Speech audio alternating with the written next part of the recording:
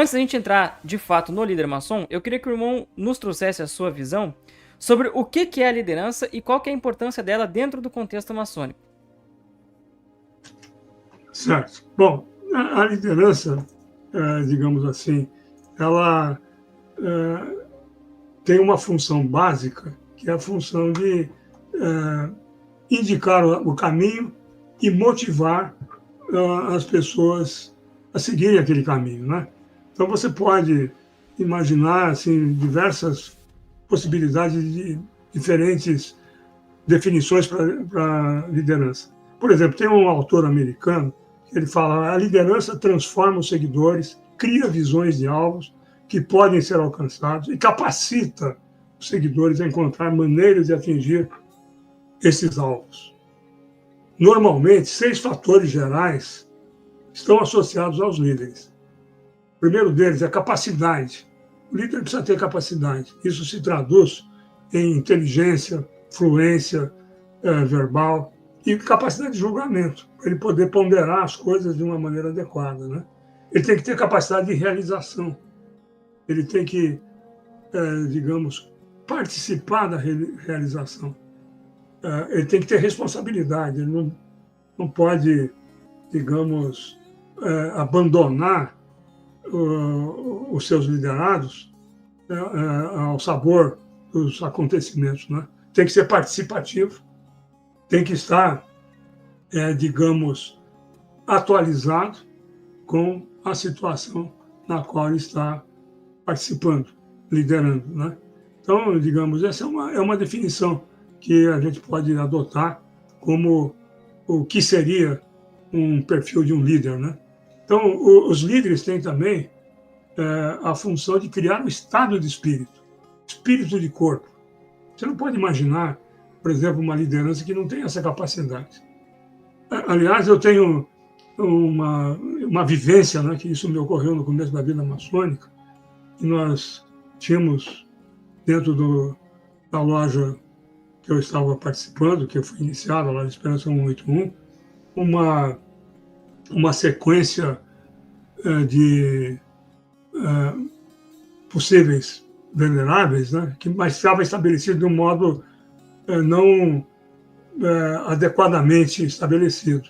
E quando chegou num deles, era um irmão que tinha muito boa vontade, tinha assim, uma dedicação à loja, frequentava com assiduidade e tudo, mas ele não tinha talvez a energia necessária, energia que eu digo não de mando, mas a energia física, a energia mental, a energia de saúde, né, para poder ele mesmo tomar a frente da liderança e levar os irmãos ao próximo venerável, né?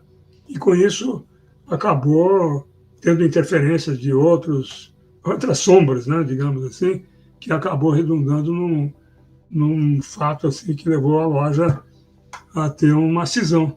Então foi a minha experiência maçônica lá no começo, os primeiros anos, começou com uma decepção, porque foi exatamente uma decepção decorrente da falta de uma liderança adequada, uma liderança que estivesse preparada para trabalhar com um grupo de pessoas qualificadas, né? Quer dizer, enfim, quando você pensa em liderança, você está pensando nisso, né? Então, nós temos que ter essa percepção. Mas eu queria, para encerrar essa parte dessa pergunta, dizer o seguinte, que o nosso paradigma maçônico é o Rei Salomão, né? Todo mundo aqui pode confirmar que o papel, digamos, do Rei Salomão dentro da ordem maçônica, ele é muito projetado, muito grande, muito destacado.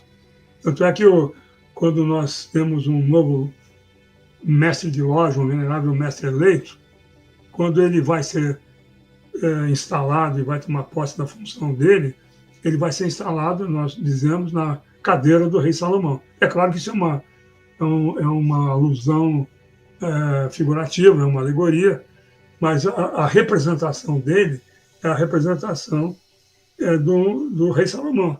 Então, o nosso líder digamos, referência é o rei Salomão, em que pese que o rei Salomão, sendo uma pessoa humana, ele teve muitas falhas, muitos erros, especialmente ao final da vida dele, mas ele foi um grande líder em Israel. Tendo sido um grande líder em Israel, ele promoveu Israel a uma das maiores potências mundiais da época, né? Então ele transformou Israel. E para que ele conseguisse fazer isso, ele tinha que ter liderança. E os atributos principais da liderança que se pode extrair da vida de Salomão, que está escrito lá no livro da lei, eu resumo aqui em 7. A primeira, um homem de visão. Ele tinha visão, ele sabia projetar aquilo que poderia vir a acontecer no futuro e adaptar os projetos, adaptar as metas, adaptar os objetivos, para que ele, então, pudesse conduzir a nação de Israel ao melhor resultado possível, né? Quer dizer, ele ouvia os seus conselheiros, os seus assessores, os seus ministros, mas ele tinha tirocínio e tinha visão. Ele poderia, então, traçar um caminho, traçar um planejamento, tanto do ponto de vista de estadista, como rei de Israel, como também estrategista militar, como arquiteto, porque ele desenvolveu todo o plano urbanístico de Jerusalém. Ele era um cara que conhecia literatura, ele era poeta, como poeta também o nosso irmão Adilson Zikovic, lá de São Bernardo, que está conosco aqui nessa live hoje. Então, ele tinha várias capacidades e soube usar essas capacidades, e dessas capacidades ele tinha a visão de como conduzir o reinado dele para a glória e honra, não só do grande arquiteto do universo, como também do povo de Israel, trazendo para o povo de Israel progresso. Essa é a visão principal do líder. Uma segunda visão é habilidade de comunicação. O líder precisa ter uma habilidade de comunicação, ele precisa saber comunicar, ele precisa, digamos, ter uma capacidade de transmitir para as pessoas com precisão a ideia que ele tem, a visão que ele tem, o plano que ele tem, e, mais do que isso, ele tem que levar ao ponto que as pessoas possam aderir à sua visão, ao seu plano, ao seu projeto. Então, essas habilidades, elas são habilidades importantíssimas para o líder. Outra terceira habilidade é a habilidade com as pessoas. Precisa saber tratar com as pessoas, precisa saber identificar como se dirigir com as pessoas, saber quando fala diretamente, quando fala reservadamente, quando fala de um modo ou de outro. Enfim, saber como lidar com as pessoas, dedicar tempo às pessoas. Um venerável mestre, ele tem várias missões. Uma parte da missão dele é uma missão de pastoreio. O que é a missão de pastoreio? É de cuidar do rebanho. Então ele precisa interagir com os irmãos, ele precisa conhecer os irmãos, ele precisa saber um pouco mais do sentimento de cada um daqueles irmãos que estão na loja dele. E precisa ter, então, uma capacidade de lidar com as diferentes personalidades, com as diferentes expectativas, com as diferentes experiências, com as diferentes formas de pensar, com os diferentes anseios, né? Você pode ver, na nossa loja nós temos uma variedade, e usar tudo isso a favor da loja. Então, se nós temos um grupo de irmãos que gostam de benemerência, usa aquele grupo para fazer a benemerência para todos, né, em nome da loja. Se tem um grupo que gosta de ritualística, usa aquele grupo para ritualística.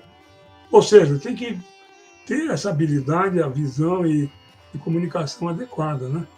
Bom, mas não fica só nisso. Ele precisa ter, como quarto componente, um bom caráter. Se o nosso líder não for um líder de bom caráter, está tudo perdido. Não adianta, porque ele vai, no final das contas, subverter, vai trair, vai enganar, vai frustrar, vai decepcionar, vai dar mau exemplo. E isso tudo acaba por, digamos, impedir que aquele resultado seja positivo, né? Vai reduzir a qualidade daquele trabalho naquele período. Então, os irmãos precisam tomar muito cuidado em avaliar essas questões todas antes de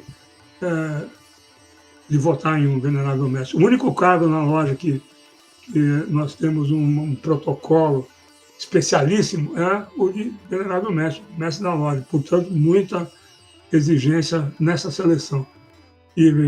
Bom, um quinto atributo é competência. O irmão precisa ter competência, e a competência dele tem que versar em vários assuntos. Ele tem que ter competência na legislação maçônica, ele tem que ter competência em gerenciamento de projetos, pequenos projetos, pelo menos são os projetos da loja. Ele tem que ter competência no entendimento do ritual. Ele tem que ter uma compreensão da vida que permita ele, digamos, se apresentar diante dos irmãos como uma liderança confiável. Um sexto atributo é o arrojo. O líder ele tem que ter arrojo de propor, de testar, de ir além daquele limite que se havia pensado, dar mais um passo. Não um passo arriscado, mas um passo que possa testar o terreno e falar, podemos andar um pouquinho mais. Fizemos bem, mas podemos fazer melhor. Essa rodada foi ótima, mas a outra pode ser melhor ainda.